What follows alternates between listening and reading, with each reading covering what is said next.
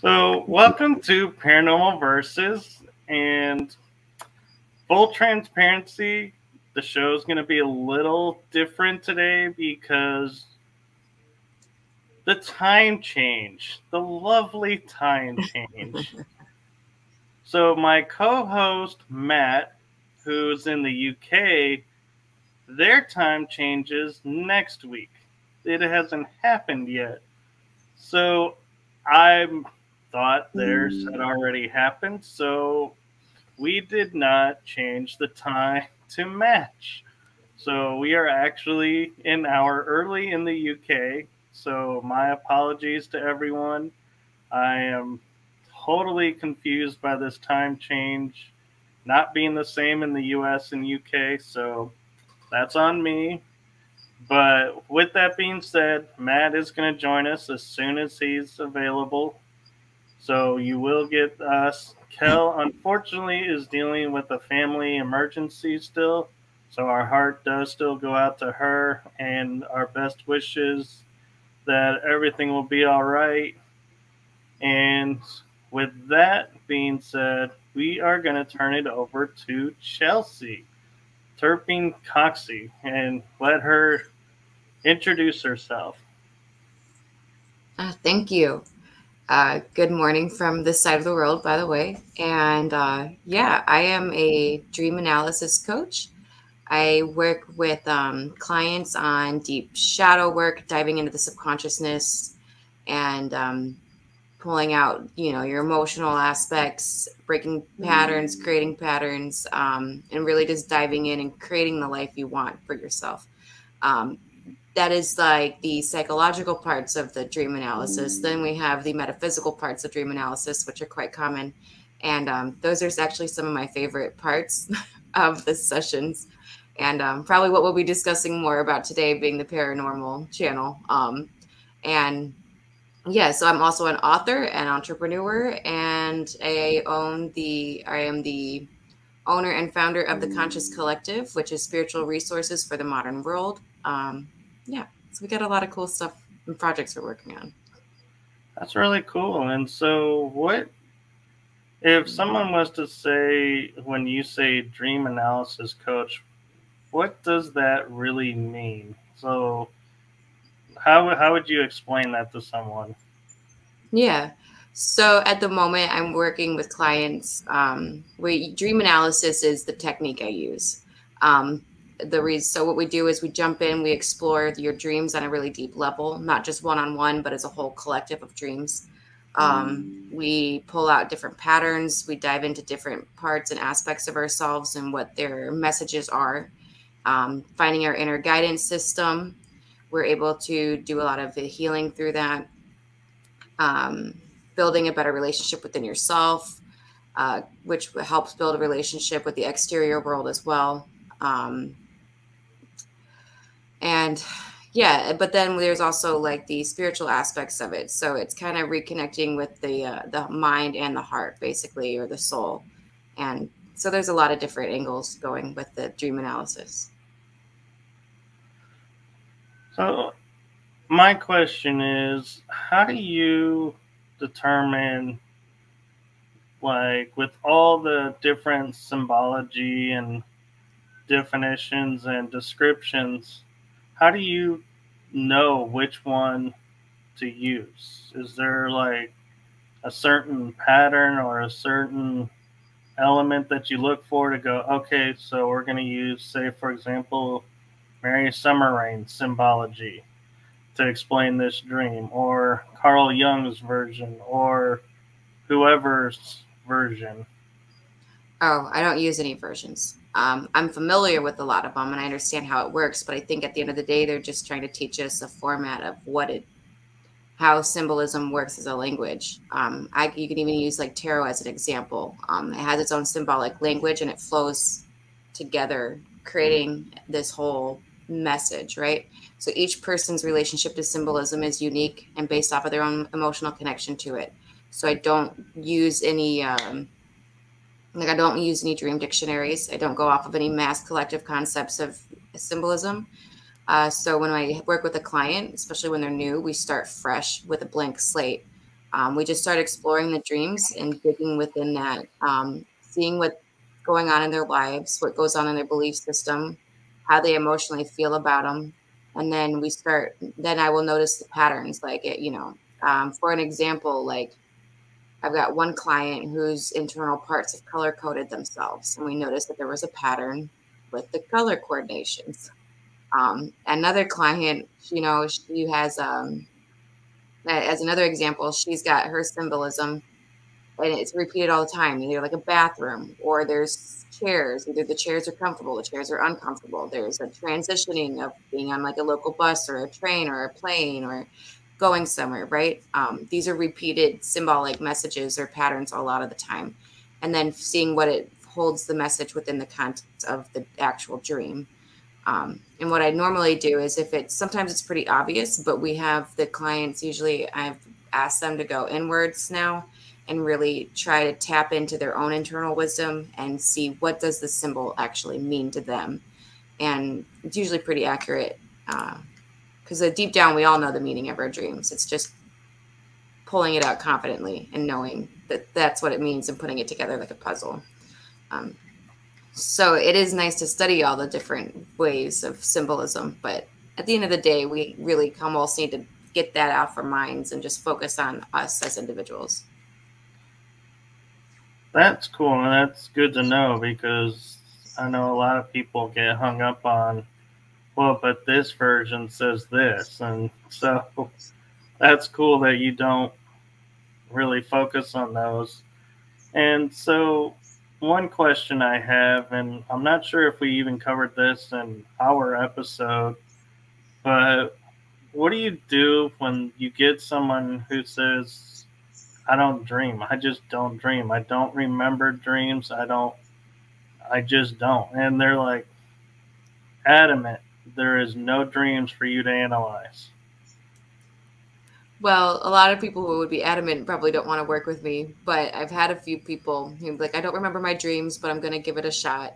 And say it's a mindfulness, and mindfulness is like a muscle. And it can be built up. So the more we give our focus to something, the more we're going to notice it and be aware of it. Same with dreams. I've had where we sit there and have a conversation about how they don't remember their dreams. And then like they come to me a day or two later and they're like, oh my God, I remember my dreams. It's not, I wouldn't overcomplicate it. The more you tell yourself you can't do something, the more you're blocking yourself. The more you actually allow to be aware of something or put your consciousness towards a direction, the more you're going to shed light on it and see it. So I always say that when you focus on your dreams, you're going to see your dreams. And I've noticed that for people who tend to ignore them or say they don't remember them, the moment they start to remember them, it kind of tends to flood in like a water gate being let loose. So it's like their dreams have a lot to say. It's just they weren't, honestly, they're just ignoring them to an extent without realizing they're ignoring them.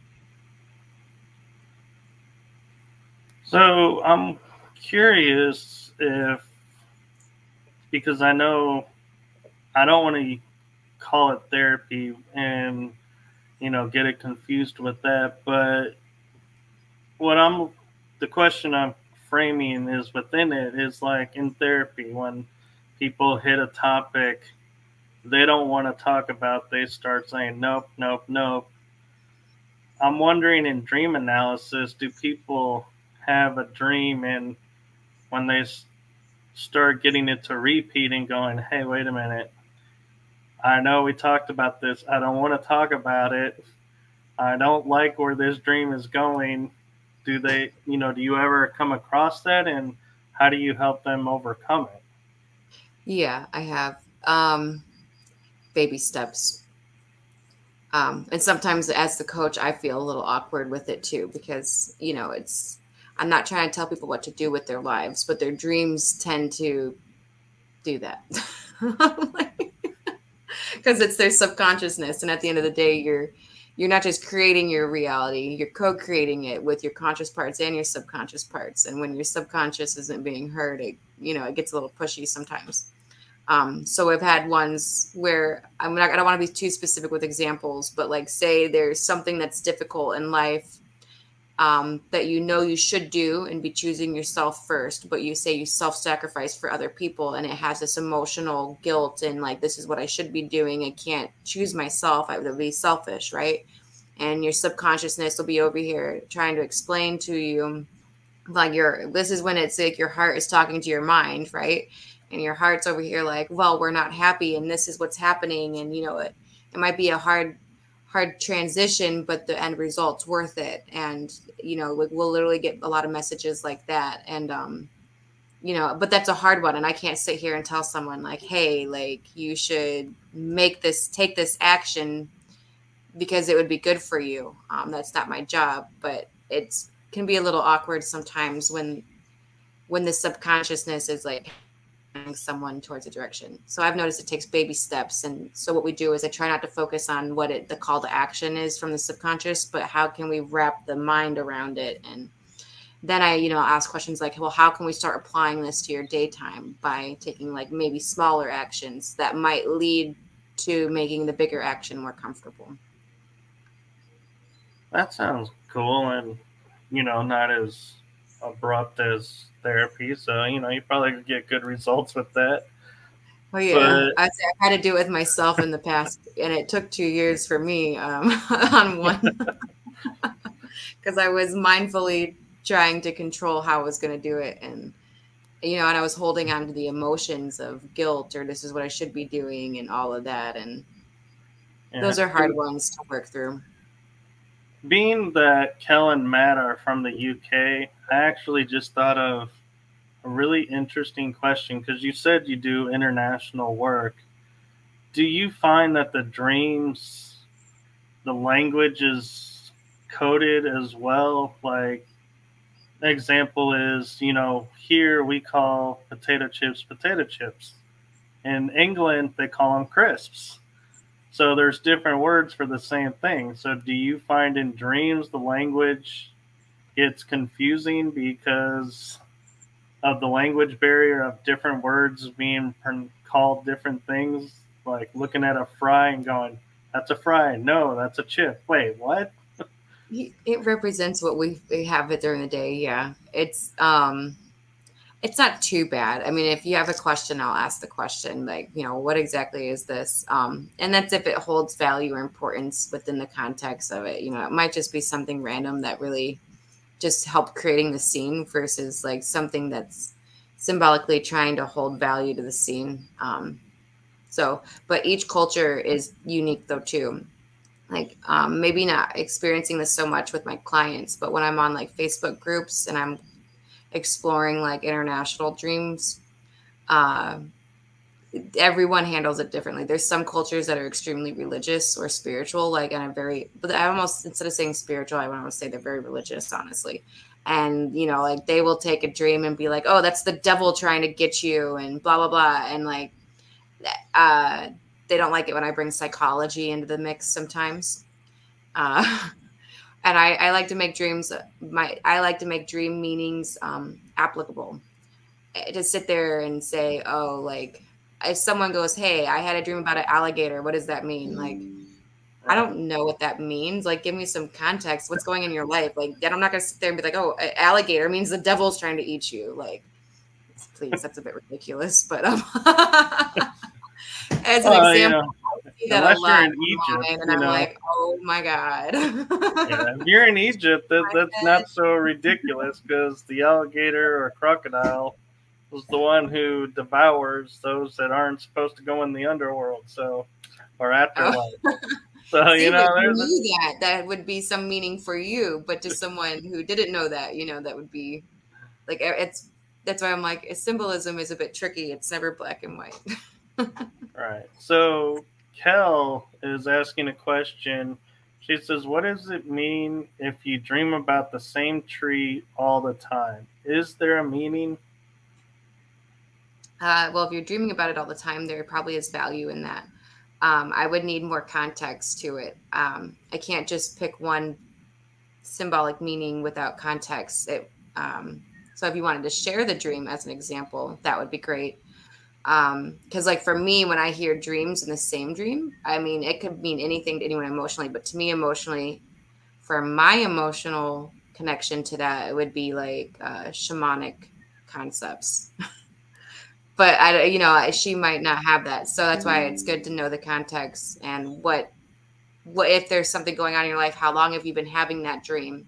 That's usually when I start asking questions to kind of pull out what it means to you personally. Yeah, 'cause I was thinking of filling in the blank for her and just saying like a hangman's tree. But then I realized as you're Yeah. going with context, going, yeah, that's not going to really help explain what it What it means means. by dreaming of the tree all the time. But we see how you had your emotional response or connection to it, right? And I had my own. That's so in a way, that's how symbolism works as an example. Which is a fun thing to practice. Like we could pick random symbols and be like, what does it mean to each person? And each person would have a different response to it. Yeah. I'm curious that in your bio you say you're a Carl Jung enthusiast. What brought you to Carl Jung, and what is it about his work that you just are so into? Well, I love the pioneer work he's done, and it still holds a lot of value today. And a lot of professionals and people who are in have taken a lot of his works and expanded on it, even the current contemporary ideas. I also have a personal like reflection in my dreams. So at the time I was kind of going through my own awakening. I was doing dream analysis on myself, but I was like very new to it. And I really, I was such a newbie. I had no idea what I was really doing. I was just getting into it for the first time that year. And I was interacting with my guides, and they handed me a book in my dreams, and it was by Carl Jung, Man and His Symbols. And which I've had the dream about this book a few times, and I've never really heard of this book before. So then I went on Amazon and I purchased the book, and I started getting into Carl Jung. So technically my dreams and my guides and my dreams suggested Carl Jung. Okay. That would be like a paranormal metaphysical experience where I'm like, okay. Yeah. There you go. It was suggested to me in my sleep. So Kellis said, I was told in my dream it had meaning to Matt. I've dreamed about it 3 times. It was a acorn tree, and I keep seeing it in my dreams. That's meaning to Matt. Well, now that is interesting. I'm curious to see who told you that. Was this like a spiritual experience? I'm assuming from the way you're wording it. And it sounds like Matt would know the true answer to what the tree means, as it would be reflecting something personal to him, which is common. A lot of people do get dreams, like dream messages, not just for themselves, but for other people too. Is that what this is? It sounds like. And have you told Matt about it? If not, he'll find out shortly. Yeah, oh my god, it sounds like you might keep having the dream until you tell Matt about it. So we also I've seen have that happen. Yvonne Dickinson is asking, I had a dream about a woman hiring someone to murder her husband. His name was Dale Johnson. I'm not sure what she's asking. Oh, well, that's interesting. I would do some research on it. As an example, I follow a lot of professionals in the dream analysis space. And one man had made a post like a week and a half ago about how he was lucid dreaming and he kept coming in contact with this same girl at like a beach scene. And and he kept intentionally trying to let it develop more. so he could get a name. And once he finally got a name of the girl, he woke up, he went on Facebook, Googled her name, and she said which university she went to. He found her on Facebook. It looked just like her name, the university, and he messaged her to be like, hey, I just found you in the dream, and now he connected it to physical life. Now that probably sounds a little creepy if she doesn't remember or have dream memory. Yeah. But to me, and on a professional level, it shows how layers of consciousness connect, and it was very fascinating. And I was like, oh my god, that is really unique and cool. Yeah. So I do believe, maybe Bill Johnson's real, or I don't know, or maybe it's symbolic for something else. I always say that sometimes symbolism like that can be pretty literal, or it can be mirror effect, something internal, also external. Yeah, she's saying she's asking because I remember the dream so well. What part were you asking about? I missed the question. I thought you were just sharing. Oh, she was talking about, she was the one who mentioned having the dream about the lady hiring someone to murder her husband. And she's saying she was asking that because she remembers it so well. Oh, well, it does sound interesting. I'm not sure what that necessarily would mean to you. Um, it could mean several things. Um, Also, I'm curious, maybe just Google, see if you can find this Dale Johnson. It is curious. Yep. Cal says it was a voice. It was a voice told me I had to go see the acorn tree as it had significance to Matt. I was told to go find it and take a branch. No idea why. Now that is very interesting. I would bring it up to him because maybe just sharing the message is the branch in a symbolic way. It might not be a physical branch, but some symbolic meaning of relaying information to Matt. And it might not make sense to him right away. Maybe it does, or maybe it will eventually make sense. Because I've had someone share a message with me, and at the time it made sense a little bit, but then 2 years later it really evolved in more meaning. And it's something I've always kind of kept on the back burner or remembered personally. Yeah. But that So does sound like it was a metaphysical almost. yeah, I'm kind of curious as we were talking about, cultural impact, on how you view things is also an effect. And if someone was to come up to you and say, hey, I've had 3 dreams lately of, like, say, being in the room with the Egyptian gods, and going, what does that mean? Why am I in the room with the Egyptian gods? And have you ever sat back and been like, are you actually seriously telling me you were in the room with the gods? Or are you like, okay, so you were in the room with these people? Or how do you No. handle that? I like to ask a lot of questions and ask them how they felt about it. Like, my first question with something like that is I would say, do you feel like it was something that was a part of yourself, or do you feel like it was something consciously existing outside of yourself? And people usually say yes or no right away, and deep down they know. Then I would explore the conversation more from there with more questions, and because I don't give just straight up answers. I really dig deep. So we could talk about that for like 20 or 30 minutes even. As an example, I'll use myself as an example. Since I've been here in Australia, I've always had like spiritual dreams and stuff, but I felt like I've had more dreams since I've been here. And I had my first experience with a indigenous shamanic figure. And he came in my dream. I remember in the dream, a dream character told me the story about this shamanic indigenous character that people in the local area have been known to witness before, right? In mysterious ways. And as I'm sitting on the back porch in the dream, he walks up out of the tree line, and he was like talking in his language and I couldn't understand him, but he was trying to get me to follow him into the trees. And I've had a lot of meaning develop from that. And I felt that even though I felt like I really did experience an indigenous shamanic character, I felt it also represented something within myself that I had to bring out to light, right? which I think we all have these deep spiritual aspects within ourselves. But I saw it as a mirror. I saw it as something that consciously existed outside of myself, but something that was also that it was trying to inspire within myself to embrace or walk a path or bring to light.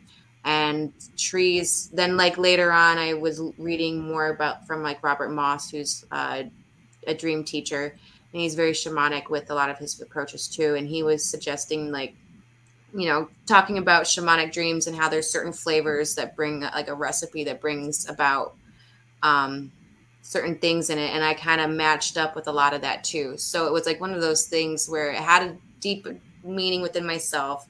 I had an external meaning as well, and how it mirrored in this dual message that all aligned really well.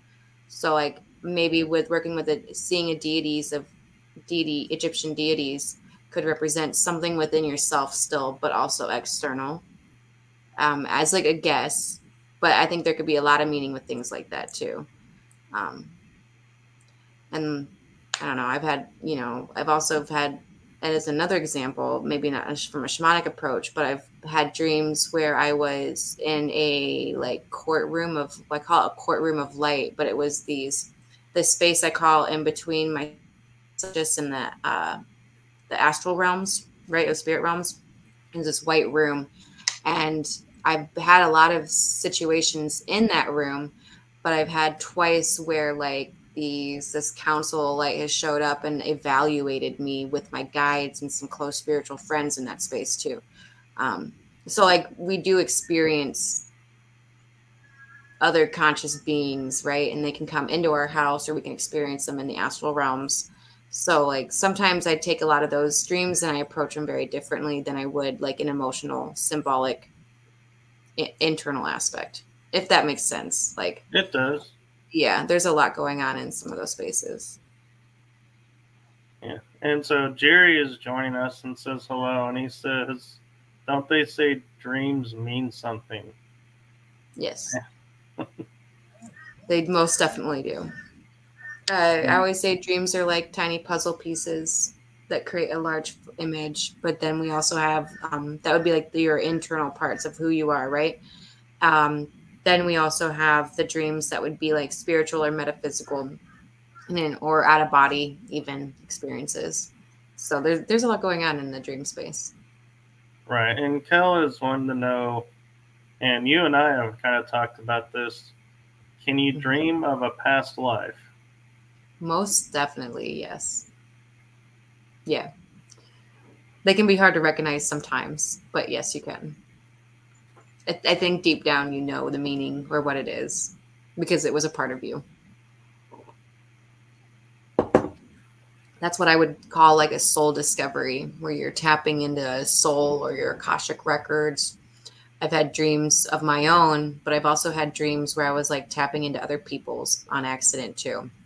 And I don't always remember them, but it comes in a form of a book, like I'm almost reading someone's book or something. For me, at least, it symbolically appears as a book, which is cool. So there's a lot going on with tapping into the soul through dreams. Now, one question I want to ask, and I think I'm pretty confident I asked it on our other episode, but if not, I want to make sure it gets asked this time, is how do you tell the difference between dream and astral travel? There's the best way I can describe it is there's a flavor to it. Like when I hear it, I just kind of know. But also the dreamer kind of knows as well, because you'll be like out and about kind of. I say like, okay, so when you're in your subconscious states, I call it your house, and has a very sort of certain language to it, and a symbolic language, right? And then when you're, oh, hi, Matt. Hi, Chelsey. Hi, Michael. How you doing? We're good. How are you? Yeah, didn't realise that the time changed in the US, so it's thrown us out completely over here. It threw me off too. He messaged me. Yeah. Well, I'm here now, so that's good. Yeah. No, so I say like you have your house, your internal symbolic realm, right? And then there's like this front door that you can walk out of. And I think it can do that in a lot of ways. But I think basically you can have like conscious aspects outside of yourself come into the house and you can go out of the house. So they usually have a certain flavor to it. Um, that's the best way I can describe it. Like when I hear it, I just usually know. Um, Maybe it's through experience a little bit. And that's probably the best way to put it, through experience, because I've been out of body so many times. I kind of know what kind of gives it away a little bit. Right. Yeah. So, Matt, we were talking about the difference between astral travel and dreams. How you tell Oh, a difference. yeah. Yeah. Sometimes it's very Wow. obvious. People like clearly are out of body or coming back into their body. I know for me, a lot of the times I don't really walk out of my body. It's just like this weird phase that almost can be missed if you're not paying attention to it. Yeah. So like, I think everyone's unique with it. And another thing that's happened while you were gone, Matt, was something about an acorn tree. Does that mean something to you? Yeah, it does. Yeah, Kel had a dream the other night about a tree, about an acorn tree. And I don't know whether she's asked Chelsey already because I've missed most of the show, but I know she was going to try and ask you what sort of significance it might have had. So, yeah. Yeah, she did. And Chelsey was like, well, we would have to ask Matt. Yeah, it was very interesting. I mean, it does sound like she was getting a message for you. And I Yeah. was suggesting that it might not have complete meaning to you at the moment, but maybe someday it'll develop and kind of reveal its I messages a think little there's bit. meaning there. It's probably for another show, but Yeah. there's certainly meaning there. Yeah, definitely. Nice. Kel has another one for you if you want to go ahead and take it, Matt. What did she say? I dreamt of a past life and wrote a book on it. Not published yet, but people have asked me how I knew it was a past life. I think they're more vivid. Plus, I had proof of places I saw in my dream. Well, that is interesting. Yeah. I know she's told me a couple of stories about a dream that she had about a past life. I'm trying to remember what it is now. Something about a house up in Northumberland somewhere, I think, and she was locked upstairs in the attic room or something like that. Could be wrong. And there was another one that she had too when she was on a bridge in Newcastle somewhere, and she ended up jumping off the bridge in a past life. But the bridge isn't there anymore. But she realised years and years later. Well, she realised, I think, just by going through, or she found an old photo online somewhere of what Newcastle, which is where she's from, looked like, I don't know, 200, 300, 400 years ago, and she saw the old bridge that was in her dream that she jumped off. So, yeah, interesting stuff. Wow. That is cool. But it was the same past life. Yeah. Wow. Yeah, it's really interesting when you can confirm the details. There's this thing where if you, Cal, if you like try to meditate and re-enter the dream, you can pull out more details. Just like looking at the scenery, trying to locate something like. People do it with premonition dreams too, where you could try to be like, okay, let's look for a street sign or what's going on around us. What do the buildings look like? Where's the location? Can you confirm maybe like a time or familiar faces even? People try to do that and they'll like kind of use it as a form like of there's like this light hypnosis where you can go back, rewind, fast forward, rewind, pull out more details, stuff like that. It gets really interesting. Cool. Yeah. Wow. What's that question just come up? I had two weird dreams that haunt me. One was about my stepdad, and the other one was the Bel Air house. I haven't been there at all. Too much to type. Oh, right. Okay. Jerry, are you from sort of LA and sort of the Bel Air kind of area? I suppose we need to sort of work that one out first. But yeah, interesting. Yeah. Cal says, so you're self-aware in your dream. I will try that. She corrected the quill to quill. Yes. Isn't that lucid dreaming though, when you become aware that you're dreaming, or you're aware that you're in a dream and you can start doing all these things that you wouldn't normally be able to do in reality? Yeah, that's lucid. Or sometimes just awareness in general. Like a lot of times, like I don't actively try to control dreams anymore. It can be exhausting, but like I will know that I'm dreaming and I'll just let the scene play out. And sometimes I'll even consciously be like analyzing the dream while I'm experiencing the dream. So there's different ways to lucid. It's just awareness. And then like out of body, some people say that's an extreme amount of lucidity where you're out of body, but I think there's a slight difference between just, I think lucid is just awareness in general. Cool. Being mindful that you're sleeping. Yeah, we've got another question coming from Yvonne. She remembers being at school with her friends, and her friends would ask her to astral travel and spy on their boyfriends.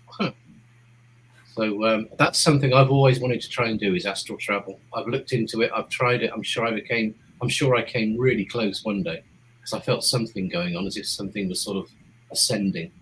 But I haven't quite got there yet. But it's something that's always fascinated me. And actually, now we're talking about that, Chelsey, I may have missed this on the first half of the show where I wasn't here. Did you actually talk about the difference between dreaming and astral travel? Was that something that you guys spoke about? Just as you came on. Oh, okay. Yeah, we had just started. Yeah, the astral travel is like slightly different. Like it's not always like the symbolic language of your internal house. So I'd say like your subconsciousness and its language was very symbolic, right? With its language and its scenes and, you know, take you to your childhood home or your school, things like that, right? Out of body experiences are like lingering in the spirit realms, or you're like lingering. Do you feel it though? Do you feel your soul or consciousness sort of ascending into a different realm when you go out? Yeah, or people walk through portals. They can feel themselves roll out of their bodies.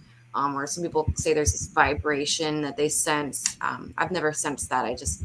I've did like the portals, or even a cell phone. Like I've had experiences where I'll be like in a dream, I'll hear my phone go off and I'll look at my phone and like I feel like it like telepathically connects me to the person.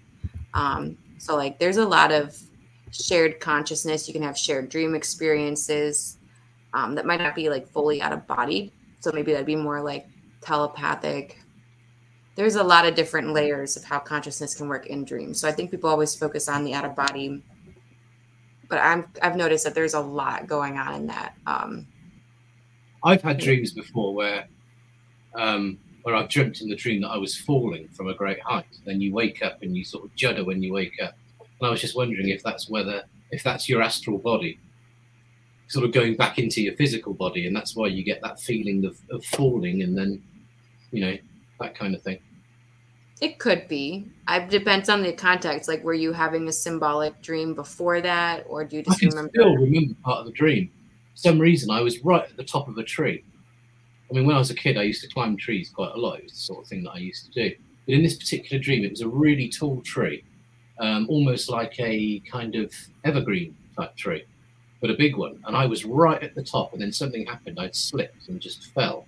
And I was conscious of that falling feeling and about to hit the ground. And then, poof, I just woke up. And I don't know what sort of meaning that might have. But, yeah. And I just wondered whether that was an astral body. They'd sort of wandered off somewhere. And it sounds like something that's symbolic, maybe emotional. I don't know what your childhood was like, but falling could have a lot of different emotional impact too. Yeah. But there are people who kind of like fall in their body as through like trying to re-enter back in. And I know a popular one is even coming back into your body and experiencing sleep paralysis. Like I had an experience like that where I was clearly remember, and that was an out-of-body experience, but I wasn't like in a spirit realm necessarily, right? Like I was just in my bedroom floating on the ceiling, like, right, you know, right? And then this like alien, praying mantis alien thing tried to come in, and I like pushed it out, and then I went back into my bed, or back into my body, which was on the bed. And then I experienced sleep paralysis. And then I remember asking my guides to help release it, and they did, and it was fine. But like, it was, like as an example, like I remember specifically being out of body, at least like lingering around the house. Right. And I've had a lot of out of body experiences where I'm just like floating around my house at night, and then going and laying back into my body. Then I have my son, who's 5. When he was like 3 years old, he told me that he's a ghost at night and he can see us all sleeping in our beds. Wow. That's an out-of-body experience. Like, he's not in the spirit realm, but he's out of his body. So I think people think when they're out of body, they think they're like in the spirit realm. And it's not always a spirit realm. Sometimes you're just like lingering around your own physical realm, just like as my son would say, the ghost. Wow. Do you think he's inherited that ability from you? I think we all have it. I think kids are better at it. Yeah. I've heard kids explain how, like, when they get deja vu, they remember having a dream about it before it happened. So that means your deja vu were most likely, and I've seen this from a few other dream analysis professionals who, who study it deeply, and they were explaining how we're most likely dreaming the experiences before we have it, and then when we have it, it creates this deja vu effect. Have you ever had any shared dream experiences with anybody where they've appeared in your dream and then you've spoken to them the next day and they're like, yeah, wow, I remember you in my dream too, and you both talk about the dream? You have? Yeah, I have a small group of friends that I used to practice with a lot. We would do it in meditation and or in dreams. I had one friend of mine that I've grown up with. He was like really good at popping up into my dreams, and we would do it intentionally. But sometimes we also wouldn't remember, but it would have this flavor of like your higher self, which I think is a multidimensional aspect that we each have that does things a lot, is very active in those spaces. I've had even my current boyfriend at the time, I've seen him walk into my dreams. I think that we call that dream walking, where people can enter in. I have other dreamers that I'm close with, or just not close with, but I just know, and they've walked into my dreams before. I don't know if they've done it intentionally or not. I've walked into people's dreams on accident without meaning to. And then I've had, or at least setting the intention, right? So that's why I'm thinking sometimes it's the higher self, because I've had clients where I've came into their dreams and assisted in healing, right? And then my favorite, though, is also with my son, the same one who had the out of body, who said he's a ghost. It was like in the twilight morning hours. So he was laying next to me because he's, like little, so he's a toddler. And I remember falling back asleep at like 5 a.m, and he was snuggled up in my arms. And I somehow, I walked into his dream, and he was like in this beautiful kitchen area playing with Legos on the kitchen counter. And it was like I couldn't have control of me in the dream. So I don't know why, but I walked up and I knocked the Legos off the counter. And he got so mad at me. He screamed at me in the dream. We woke up and he smacked me in real life and told me I was a naughty mommy. Wow. He was very upset that I had done that to his blocks. Wow. So it had the reaction in the dream and in real life. And it was at that point, it confirmed for me that, yes, that was definitely a shared dream experience. And he's awesome. Mad. Wow. Kel just had a question just now, actually. There we go. If you keep dreaming of someone, does that mean that they're dreaming of you too? I've heard of that. I don't think that's necessarily the case. Because we could be dreaming. People can hold emotional, symbolic meaning to us as well. Like I've had, I keep using myself an example to kind of help. This is what I do with my clients. I'm always using examples to kind of help clarify. When I was younger, I had a crush on this little boy, right? This boy who broke my heart and rejected me over and over and over again. So as an adult for like 15 years, I kept having dreams of him. And I realized that it represented rejection. So every time I felt rejection in my life, he would appear in my dreams symbolically as a form to show that I was feeling rejected or something along those terms. So at that time, I realized it was my subconsciousness using him as a form of symbolism, and I don't believe it's because he was thinking of or dreaming of me either. I think it was my brain using it as part of the language. But was he still the little boy in your dream, or was he grown up? No, he was grown up. Oh, right. Wow. Like, or it would go back to childhood. Maybe he did various things, but there's a lot of things that hold as childhood or inner child. So like your inner child does bring up a lot of things to voice, to want to be healed or bring attention to, or even, you know, say, hey, this is a pattern that we've been having an issues with since we were a kid, you know.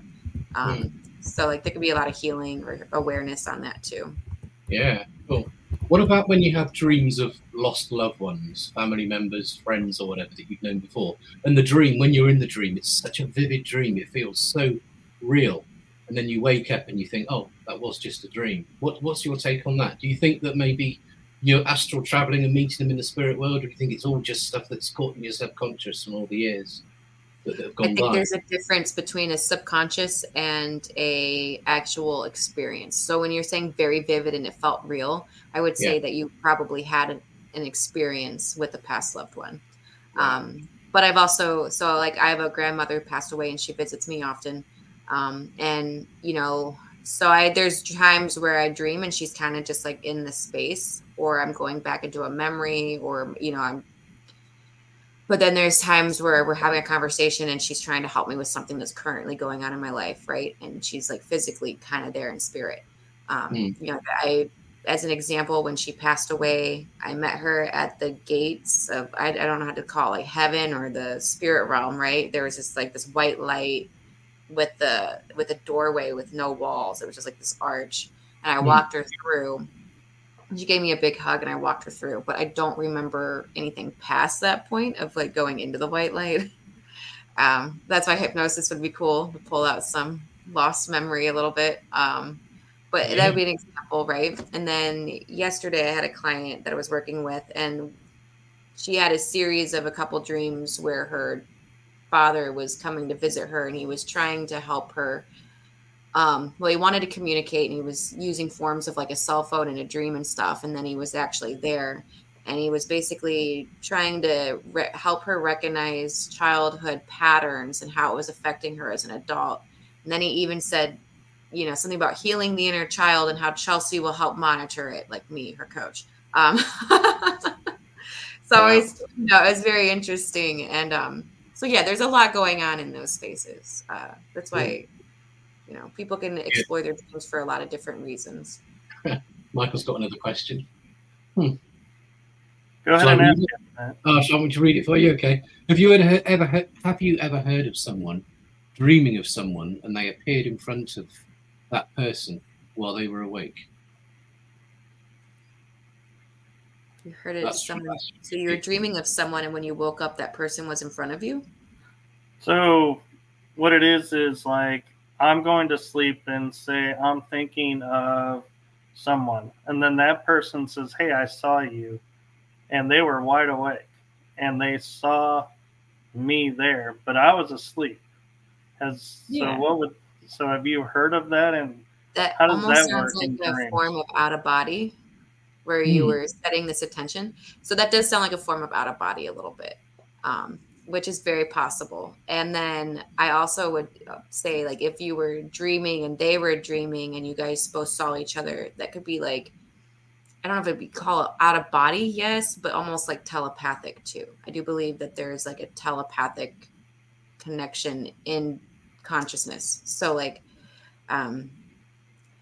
you know, and so I think sometimes when people are having out of body experiences, or you're in those Facebook groups and they're talking about it, sometimes they mix and confuse or bring telepathic connection into that too.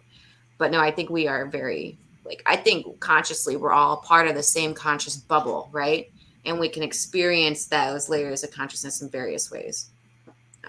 There's no privacy, really. I mean, if you think about it, like, we are all one conscious being, experiencing ourselves in various ways.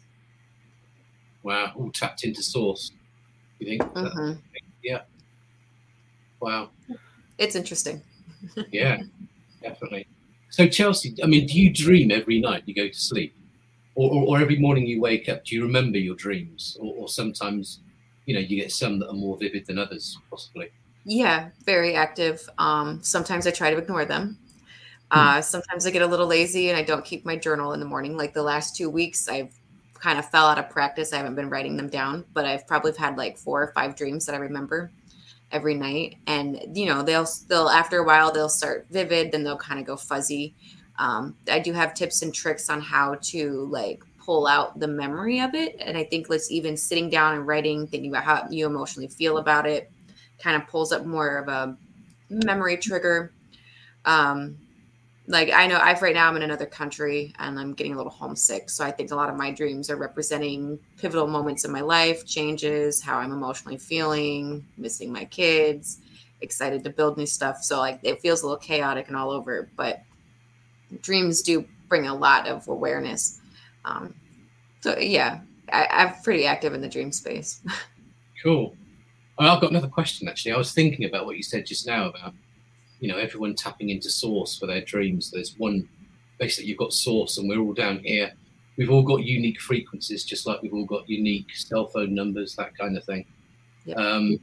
When you walk in on somebody else's dream or they walk in on your dream, do you think they're temporarily changing their dream frequency or the frequency that they resonate on? Like matching cell phone numbers, for example. So say tonight, if you and Michael, but you both fall asleep, if for some weird reason Michael was to tap into your frequency, i.e. like your cell phone number, and you're both dreaming on that same frequency level, tapping into source, do you think that's when you get that crossover that goes on in dreams when other people will appear in that dream? If that makes sense. Yeah, actually, it does make sense. And a lot of the times for me, symbolically, it appears as a cell phone. So it's ironic that you're using it like on that form. Yeah. Wow. Like I'll pick up my phone in a dream or there'll be something of a phone. And then I kind of tap into that, like this new space almost immediately.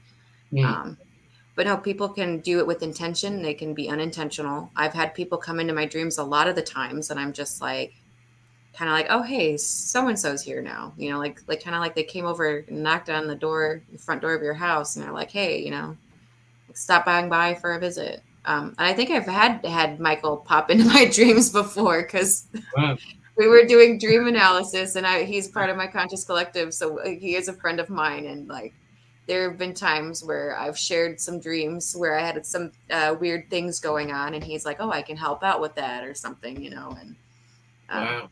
Yeah, people can assist each other in dreams. And like I had some weird dark stuff happening at one point and I remember bringing it up to him and he was like, oh, I can help you with that.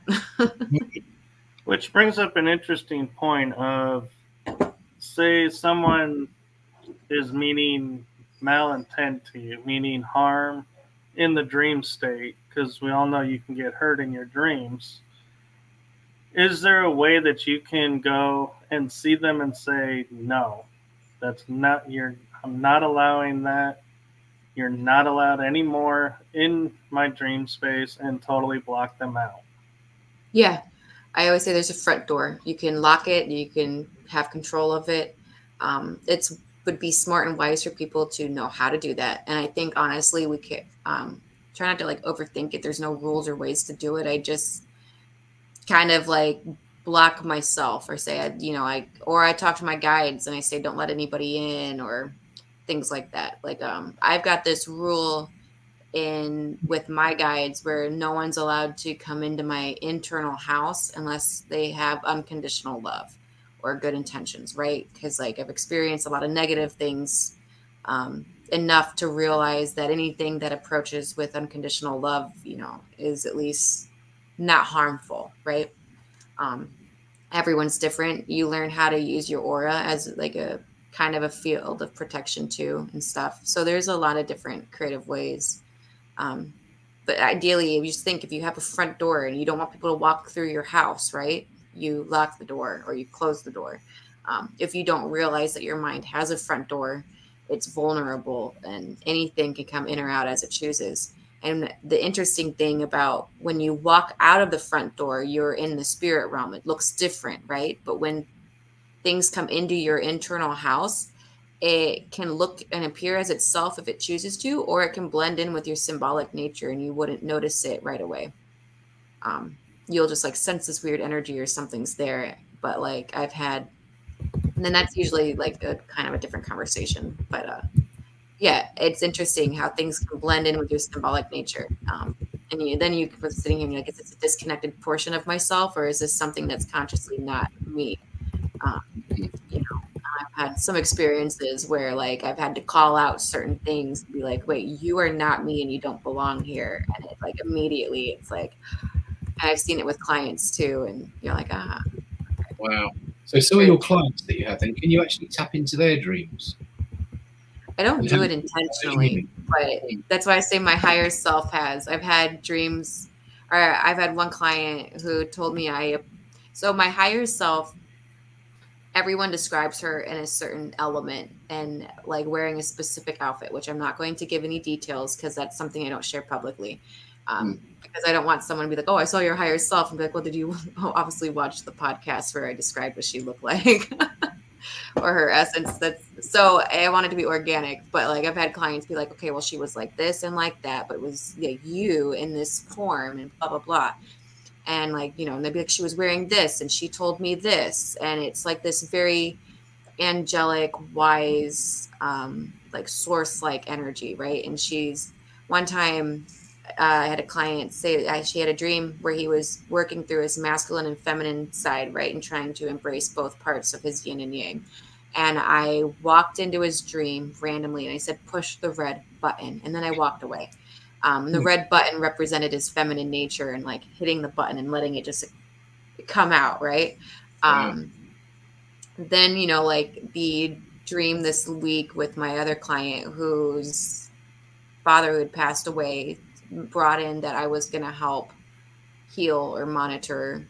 So like I kind of appear in various ways, but it's not just clients. So mostly it's a lot of friends or people that who I call other dreamers, you know, we're in a space where we talk about dreams. So that's where I get into like the higher self definitely is like doing stuff if we're consciously remembering it or not. I don't know. I always say they seem to have their own agenda, but it's never negative. It's just like assisting in healing or assisting in a positive way of growth, usually. Michael's got another good question there. Have you ever had a dream? Hang on, let me say that again. Have you ever had in a dream someone come who is not who they appear to be to get past your blocks? So a devious... maybe not call it a someone. I've had like negative entities kind of play those tricks. Yes. Wow. Something that's negative, you know, that's not necessarily, because a person can still kind of appear as themselves, I've noticed, unless they're skilled enough not to. Now that would be an interesting one. For my own personal experiences, I've just noticed negative entities. Anyone that appears in my dream that I know in like real life tends to look like themselves. And I have one friend who appeared to look like he showed up. He had like wings or something. It was interesting. So like but he was in my symbolic house though too. So we kind of like, but it was interesting because I still knew it was him. And that was just like one time. And then from there, we had a lot of dream interactions, but I knew it was him though. So it was. When you say he had wings, are we talking about sort of angelic feathered wings or sort of demon type bat-like wings? Kind of like bat-like or like dragon wings or something. Oh, like right. He really likes mystics and, you know, he's a bit of an oddball. So he had like these, like they were cool. They're just like, he had these like weird wings. Wow. I was like, oh, is that the outfit you chose? Yeah. Oh, Kel's got another question. What's the reason if you can't dream anymore? Everyone dreams. It's just, are you putting your mindfulness and awareness to it? As I say, it's like going to the gym or working a muscle. As soon as you start putting attention to it, it will start happening for you. I always was a dreamer, but I would go long periods of time not remembering dreams or feeling like I wasn't having any. Now I have a lot of dream memory. I remember a lot of my dreams. I could probably sit there every morning and list off at least 2 or 3, if not more. Even just fragmented dreams are still. But even then, to sit there and think I'm only remembering a small portion of what's actually going on. We're active at night. Our brains are just as active as if they are during the day. Yeah. It's funny how sometimes you can have a dream though, and you wake up in the morning and it's so vivid, and it can take you a good hour or two just to feel normal again because that dream had such an impact on you. I mean, that's happened to me a few times. And they can be random dreams, but I wake up in the morning feeling like, you know, I've been living somewhere else for the last God knows how long. And it takes me a good, I mean, I'm going to use a big word here, a word that we use quite a lot over in the UK.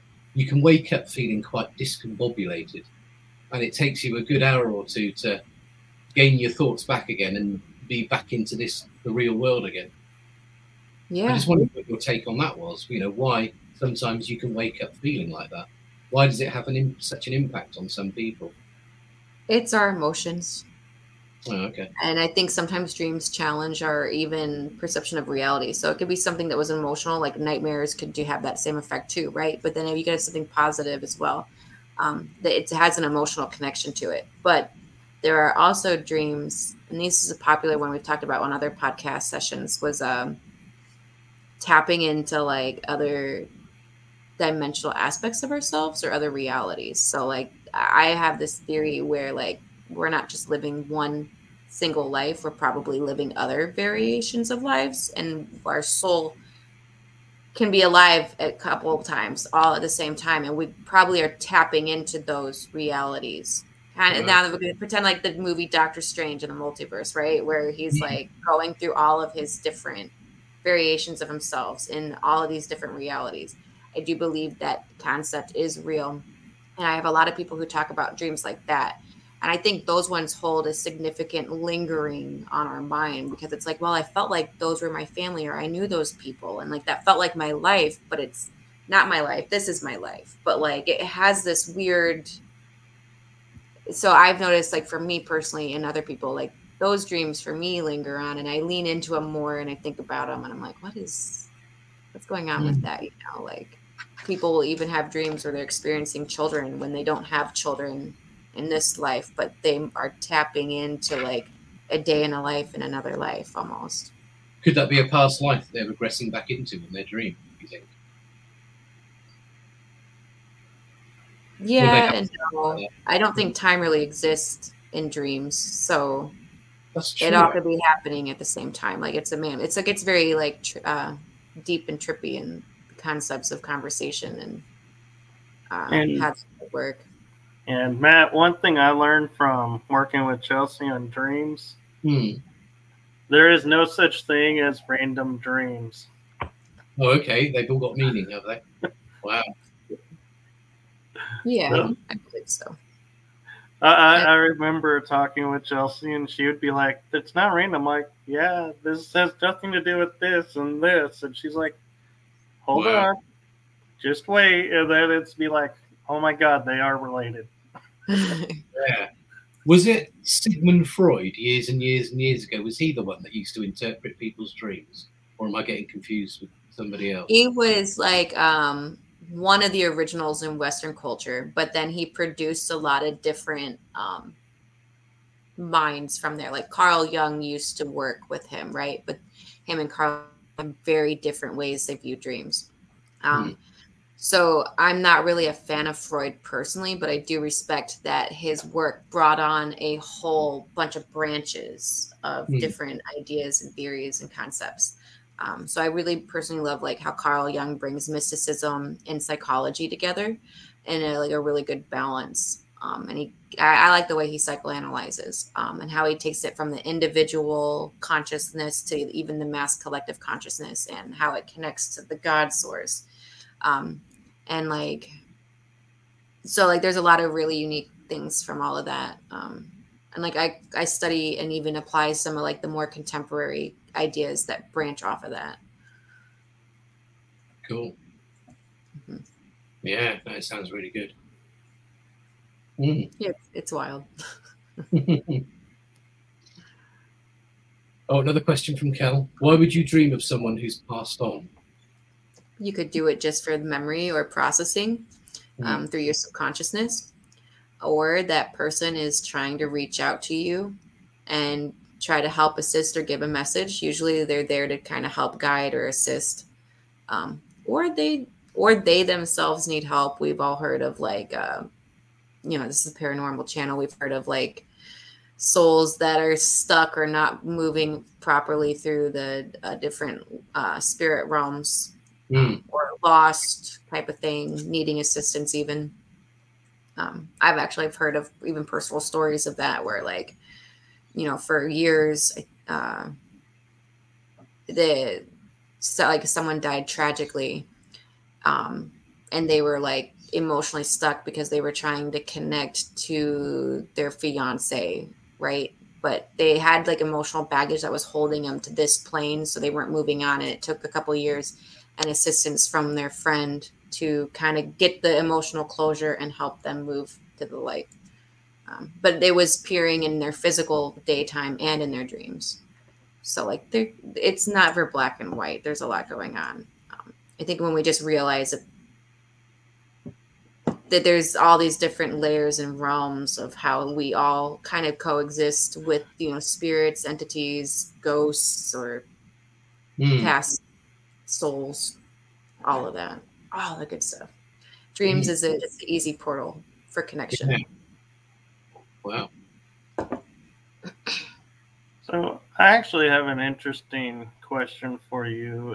Is you were talking about like, how we have different timelines that we may be living at the same time. And I'm wondering, when we do daydreaming, like your mind just wanders off and all of a sudden you're somewhere else. Do you feel like that's more tapping into maybe the parallel world? Or do you think that's your guides trying to say, hey, wait a second, we know you're not asleep, but we really need to get a hold of you, so we're going to put you in a dream state now? There's a lot with that. It's almost like borderline being in the twilight phase, or like a form of meditation. I think you can do a lot with that space. You can manifest, you can meditate, you can connect, talk, imagine, create. That's a very open lane to do a lot of different things with. So like, yeah, I think you could do a lot with that space, depending on your intention. Is that what I love daydreaming. And I think the imagination is really important too. It's not like child's play. Wow. Go ahead, Matt. Yeah, no, I was just wondering, because I've heard the word bilocation or bilocate out there recently. I wonder if that's what you're talking about, whether, your consciousness or whatever can be in two different places at the same time. And that's what they call bilocation. Bilocate. Yeah, that makes sense. Yeah, I've heard a lot of people bring that up or talk about that. And yeah, I think you can do. I think it's very yes, basically. There's a lot going on in that space. It's very interesting. Yeah, I've always, when people ask me about bilocation, I always will say, yes, you have your physical self in one spot and your spirit self in another spot. That's how you're in two places at once. Right. So it's not you physically in two. Yeah, like someone's like, oh, sending you hugs or good vibes or sending, you know what I mean? I think that would be like a casual form of almost the same thing. Like I'm sending you something, or I'm comforting you from afar. I'm physically here, but my soul is traveling to you, type of thing. Or yeah. Wow. Now, I had an experience that I'm curious your take on, Chelsey, that I just remembered.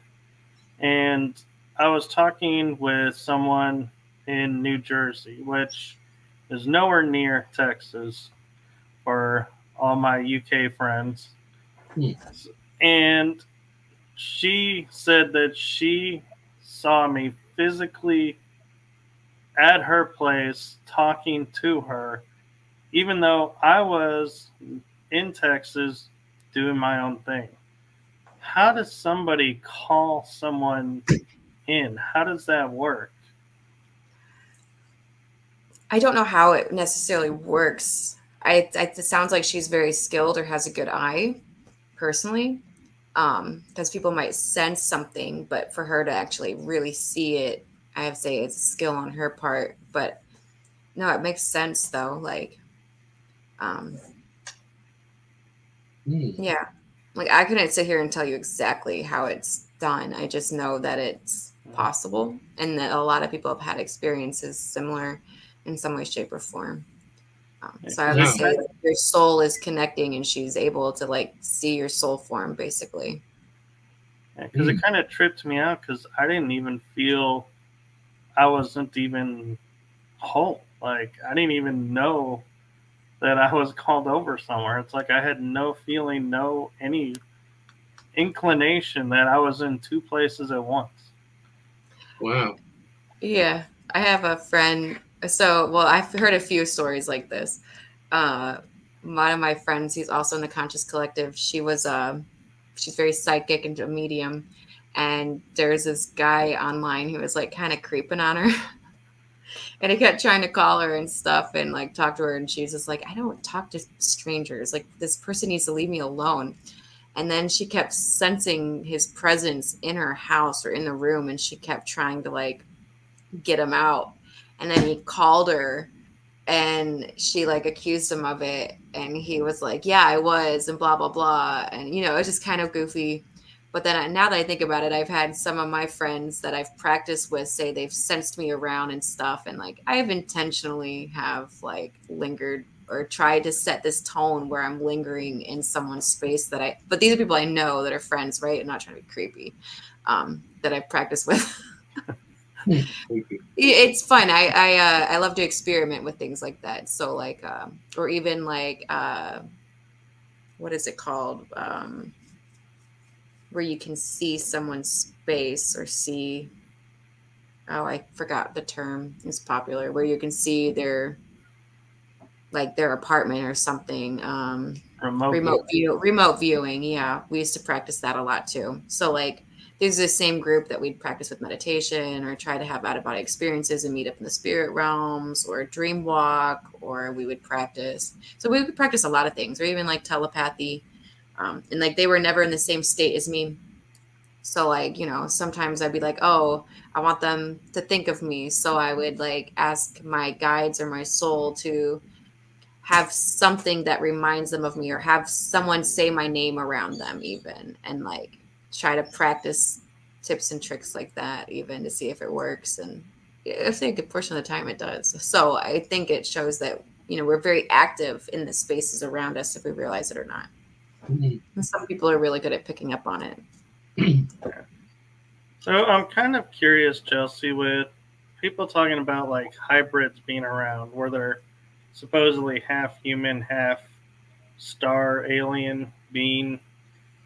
Do you feel like that could impact the dream state, and that if, say, for example, you're half Lyrian, you know, from that place, could that impact your dreams and cause you to dream a certain way and maybe be more lucid dreaming than someone who is just normal every day, someone just going about their day and you know, wanting to dream? I don't want to say yes, but I'm kind of leaning towards it, sadly, because I'm not trying to say like some people are not special, but I've seen it within a group of my clients and even myself. Like, so I have one client who, as an example, has been working with me the longest. He's got Arcturian guides, and they've given him history lessons on planet Earth, the Orion Wars, and he knows nothing about this consciously. Like, he's never filled his brain with this information, right? It came very organically. And they were saying how there is like DNA and reincarnated souls here with special abilities to help the planet and blah, blah, blah, and all that good stuff, right? My guides are Pleiadian, and I've experienced them many times, but I've had a few of my friends also experience them, like, because I was ignoring them once, and he showed up in one of my friends' dreams and was like, you need to give this message to Chelsey. And she's like, I don't really know her that well enough to like give her this message. And he's like, well, we're going to keep showing up until you give her the message. And he showed up 3 nights in a row until she was finally like, okay, I got this message for you, and they're not going to stop harassing me until I give it to you. So like, there's a lot going on with that. And like, I'm not trying to, I don't want to sit there and be like, yeah, we're special, but there's definitely something going on with all of that. And I think if you have like an alien race that's working as a guide, I think it's probably because you have some of their DNA personally. I think there's something going on with that, and they're helping monitor or guide you through this human experience. And like, you know, for me, as an example, I kind of always felt like I didn't belong to this planet as a kid, but I had no idea about any of this stuff, right? I grew up like religious, so like that sounds like crazy. But then I started having these dreams in my early 20s and so on that kind of was representing alien history as well. And so it's interesting, but I have a handful of clients and people have experienced that do have these sort of dreams. And then I have people who are my clients who have very normal dreams and emotional processing. And yeah, they're interacting with like maybe past loved ones and stuff, but they're not having this intermission kind of information though. It's weird. So those are my alien themed dreams, and it's quite interesting. Aliens have popped up in my dream sessions and within myself a whole lot, and good and bad. I've seen some bad aliens. I thought it was interesting what you said when I first joined the show about the dream you had when you were on the ceiling and you had the mantis kind of alien. There have been quite a few sightings of these mantis aliens. I've heard they're supposed to be good, but my experience felt like that was the reason I was experiencing sleep paralysis, was because of that. Yeah. So like, I really don't know what, I mean, people sit there and say, oh, they're good, but I'm thinking, my personal experience did not feel that good. Like, yeah, so I can tell you from my research into it, and Chelsey knows more about this, where this is coming from, that certain races, there are a larger beneficial contingency within it, but they all have a malevolent contingency as well. That there are rogue elements that'll go off and do other stuff. So like praying mantis, insectoid, it may be a benevolent race, but there are some that are like, you know what? I've learned I can control these people. I'm going to go control them and take a faction and go and do this malevolent. They're still appearing as they are because they, you know, there's no reason to change their appearance. Yeah. But yeah, they may be, quote, a benevolent race, but it doesn't mean they all are benevolent. Yeah. That makes sense. Yeah. Just kind of like people and how we are even. Yeah. Yeah, there's a lot going on with stuff like that. So I do believe that our souls are probably have experienced not just this planet, but other planets. So we've got a lot going on. And then I've had a series like last year. I had 3 separate clients. My clients don't really interact or talk with each other, right? So there's no way they could be like collaborating these stories behind my back or something. So like for me being in the coach's chair, I'm like, oh my God, it's jaw dropping. But I had the same story of planet Earth's history come from 3 different clients within like literally 2-week period. Because I was inquiring on this information and I felt like the universe was explaining it through my clients almost, but also for their own benefit of what their connection to the story is.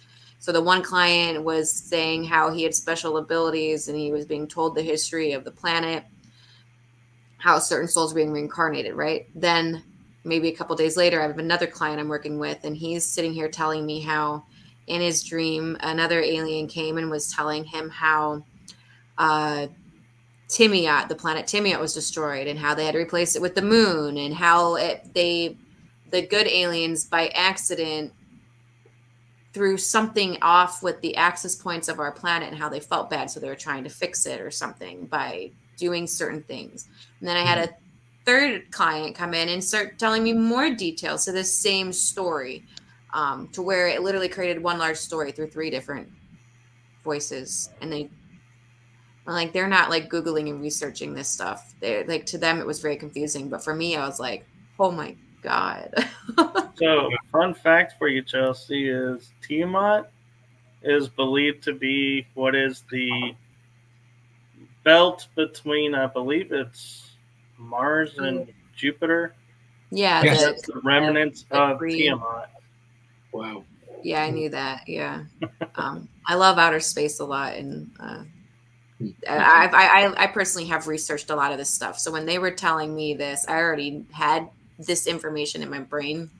I already knew about it, but hearing it organically come from them, I was like, "Oh my God, have you guys?"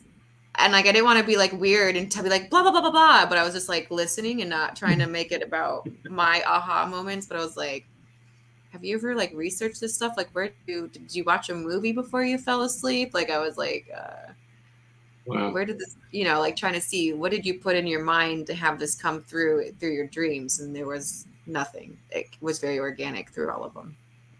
Talking about watching a movie or something before you dream, what is your opinion of people who say, if I watch a specific thing before I go to sleep, I'll have good dreams or bad dreams? That it Yeah. seems to affect their dream state. Oh, it does. Like some of the things I ask in a contract, I have a questionnaire. It's, like what kind of medication are you taking, if any? Do you fall asleep with the TV on, or do you watch it right before you go to sleep? Things like that, because this is stuff that would affect your subconsciousness. So I really try to dive in and see what they're doing during the day or what they're feeding their brain during the day that might come in through the dream phases. So, like sometimes people are watching like an action movie or something really crazy, and when they fall asleep, yeah, their brain is going to pick right back up where the movie was or whatever. That's common. So like, I wouldn't sit there and analyze that necessarily, but like, because sometimes I think that's kind of how the brain works at that point. So it's good to know how the subconscious works. Do you think there's some people out there whose brains and their subconscious are a lot more susceptible to pick up, and if they've been watching a movie or something like that, then their dreams, they're more susceptible to creating these dreams out of what they've just been watching? And that ties in with Kelly's question, actually, that she's just said about zombie. I think that's how the subconsciousness works. Our consciousness can only pick up so much information at once, right? We miss a lot of details. Our subconsciousness picks up everything. But the interesting thing about the subconscious language is that it will take whatever information you put in and use it as a language. So just because, like, say someone said can't watch zombie movies because you dream them. Okay, so maybe you are watching a zombie movie, but you're putting that into your, like, pretend your subconsciousness is AI, right? Like a chat GPT. Whatever information you put in, it will relay back in some way, shape, or form. So it will start using it as a part of the language. But it's brilliant. So what it will do is, okay, let's say you've got zombies and you've put zombies into the program now. Well, it could turn around and still use the zombies as a symbolic part of its nature or language in a very brilliant kind of way. So it's not that zombies would be random and it's just puking information out. Like your subconsciousness doesn't just puke dumb crap out of its language, right? It uses it to relay and pull your emotional. So it'll realize, okay, this is your emotional connection to the zombies. Okay, you don't like zombie movies. Okay, you don't like zombies. Okay, well, now I'm going to use zombies to represent something in the message it's trying to portray back to you. So your subconsciousness is brilliant, honestly. It picks up all this information and it turns around and it uses it to get its message across. Do you think Yeah. Do you think dreams, like, say you're watching, say, for example, Last Starfighter, and you had memories of, past life, current life, of being in space, you had completely forgotten. Does the subconscious go, hey, here's this movie that's just like something you've experienced. Let's unlock this memory and we'll use the movie to relay the memories so it's easier for the person to understand? I think very much, yeah, the subconsciousness is creative like that. It can do a lot of different things. And yeah, it would trigger some form of memory or something like that too, or it's trying to relay a message, which is very fitting to the scene you just watched. But it also could represent not just a past life, it could represent how you emotionally feel too. So that's why everyone's a bit different. But either way, it's showing you how it takes the information and uses it as its language. Right. Wow. So something. Oh, go ahead, Matt. I was literally going to ask Chelsey. We're going slightly off track, but to me, it's all kind of interconnected. We're talking about dreams and all that kind of thing, and dream symbols and astral projection and everything. What's your take on this whole theory that's come out in the last few years about us living in a simulation, in a matrix type world? What do you think of that? What's your take on that? And some people break free from the matrix and all this kind of thing, but I think the matrix can mean a lot of things. I think it's an idea that I look at things very like shamanically. I try not to focus too much on the modern day. So I believe that this reality is real, but it's being controlled, and it's like, I think with too much control, like, I don't think it's a computer game. Like, I do think it's real, and we're a real planet, and we're existing in this universe. And I think we sign up to come here and experience things. And I think people can karmatically get trapped or to this reality or this planet, if that makes sense. But I don't think things are black and white. So I wouldn't sit here and just say the Matrix is real. And I think people use that word in a lot of different ways. So I try not to jump on that gravy train necessarily. Yeah. Because I do think it's a fad, and I think people get into a lot of that stuff too. But no, I don't think it's a computer game. If that's the case, everything is a computer game. And the true source of reality is just being the white energy. Being at our truest form would be like energy then. And this is none of it's real at that point. I do believe that there is some realness to these experiences. I think, so like if I think of Matrix, I think of it as like having belief systems on what reality is would be like the Matrix. But when you're open your mind to this unlimited trueness of who we are at the core, that's where the freedom is. Does that make sense? Yeah, it does. It kind of leads to my question I was going to ask Chelsey is, and I'm sure Matt and Kel have been either thought about this at one point or asked about it, is why do some people dream in color and others don't? And can you change that? Yeah, you can. You have all of your senses available in dreams. You can even smell and taste if you wanted to. So it's just your sensories. Why people are dreaming in black and white, I really feel like that would represent something emotional going on in your life, or something there's something to it. There's a reason why you're dreaming black and white. It's not by accident. I've had dreams before. I've never had any dreams where it's been a mono world in black and white. All of my dreams have been in color. But I've had lots of dreams where I'd wake up the next day and I've just had a very realistic dream. But I never recall looking at the sky in my dream. The sky doesn't exist in my dream. For some reason, when I'm dreaming, I'm not looking up at the sky like you would in this world. Every day you're looking up at the sky to see what the weather's doing. But I've had dreams before where the sky hasn't played any part in the dream. And I just wondered actually what your take on that might be, Chelsey. Why? No, you probably just focused on what's going on in front of you. It probably doesn't cross your mind to look up. But if you want to practice looking up, you can. It's funny. I had someone told me, people say you can't read in dreams because your subconscious doesn't produce that. That's not true at all. I had a dream last night where I was reading my name tag and I could see my name spelled out, right? Like I could read. I've had dreams where someone presented a scroll or a tablet to me where I could read a bunch of stuff, and then it switched and went backwards into a different language, and it was like coding itself. Like, I don't think our brain is limited in those aspects. So like if you wanted to look at the sky, you can look at the sky. I'd imagine your focus is somewhere else. Yeah. Yeah. Mm. Is that another question from Kel? I once saw something that my mother said was a dream, but I remember every detail. Not going to embarrass myself and say what it was. Mm. Yeah. So what is that when we do experience something, but someone goes, no, you were dreaming that, but it's so real? Mm.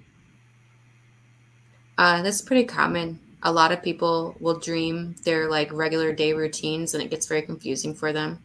I think there's not much of a difference between dreaming and being awake sometimes in that aspect, and those types of dreams kind of prove that. At this point, what do we choose is real? We say this reality right now is real because we're awake, but why isn't the nighttime real? And I think that's a popular topic in the dream spaces a lot too. And at the end of the day, our subconscious doesn't know the difference. It's all real. Mm. Mm. So I just realized we've been on for an hour and a half. Wow. So do you have any other questions, Matt? I probably, but I can't seem to pull them through right now. I mean, Chelsey, you're really interesting. I'm sure I've probably got hundreds of questions for you. It'd be nice to maybe get you back on the show one day when Kel's around as well, because I know that she's probably got a lot of questions for you as well. I'm definitely available to do another one. Just let me know. That'll be good. We can be a little more niched in topic if you would like. Yeah, maybe we can. Yeah. And we'll make sure we have the times correct. Yes. Yeah, no time zone changes. I think today was a one-off, actually. It's probably my fault. I didn't realise that the clocks had changed over there in the US, and we're behind as normal, I think, in the UK. So I don't know when ours changed. I don't know whether it's this weekend or whenever. I need to look into it. But yeah, and the reason I didn't ask, Matt, was because remember in November you guys changed, and then we were a week later. Yeah. And so I figured since we changed, you guys had already changed, and I didn't think that. No, we haven't. In fact, let me have a quick look on my phone. Let me just use the G word and see when the UK changes to what we call British summertime.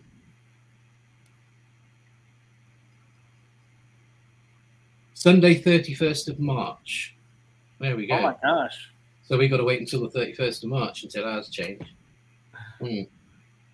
So we'll have to remind each other for the next episode. It's not 3 o'clock Central, it's 4 o'clock Central. Yeah, 4 p.m. CST, 9 p.m. UK. Yeah. Huh. So, yeah, which, as I was saying with Chelsey before we got started, is this is why I make the argument time is not a natural thing. It's man-made. Because if it was natural, we wouldn't have all these different changes. It would all be at the same time. Or yeah. The time is now. Well, I mean, what should we do? Should we close out the show, or have you got any more questions for Chelsey, Michael? I probably do, but like you, it's like my mind is having a hard time putting them all together right now. Yeah. With everything we've been talking about. Yeah. No, that's okay. I got a client here in a little bit, so I'll probably try to get some time in between that. Yeah. But I will more than willing to come back, and we could explore more niche themes, because dreams do cover a lot of different topics. But so again, you guys share my links. If anyone is interested in sessions, I do offer one-on-one and group sessions. Cool. And Michael will probably share my website link. I was going to say, if anybody wanted to get hold of you, how would they go about it? So it's ChelseyTurpeningCoxsey.com, and you're more than welcome to follow me on Facebook. I got my profiles pretty open to the public, and I talk a lot of dreams. Cool. Yeah. I believe I have even your business linked to in the description. Your jewelry one that you're working on. Oh, yeah. Thank you. Wow. Yep, I got my bracelets. Oh, yeah. The natural sunshine bracelets. Yep. Cool. Yeah, thank you. Brilliant. So what should we do? Who's going to close out? Do you want to close out as you opened it? Do you want to close it as well, Michael? Or I'll let you close it out since I opened it. I knew you'd say that. Okay, that's fine. That's fine. Okay, well, I'd just like to thank again our guest, Chelsey Turpening Coxsey, today for coming on and talking about what she does. It's really, really interesting. I'd like to thank Michael again. Hopefully next time Kel will be with us. She's had a lot on at the moment and she's not feeling 100%. So hopefully she'll be back next time. But on that note, yeah, I'd just like to thank everyone. Thanks for watching and see you again next time. Thank you. Bye-bye. Bye. Yes, bye-bye, everyone.